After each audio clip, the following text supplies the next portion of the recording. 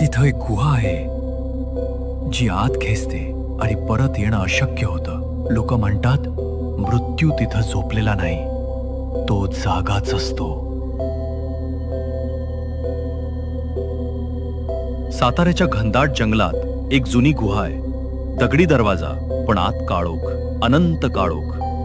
शेकडो वर्षापूर्वी तिथं एक तांत्रिक साधना करत होता. त्याचं अपयश त्याला घेऊन गेलं, पण त्याचा आत्मा अजूनही तिथंच फिरतो. रात्री एक आवाज येतो, ये ये, आणि आत गेलेले परतच येत नाही. स्थानिक म्हणतात गुहेत फक्त श्वास जातो, शरीर नाही. हा केवळ एक अफवा आहे की खरंच मृत्यूची झाकलेली वाट?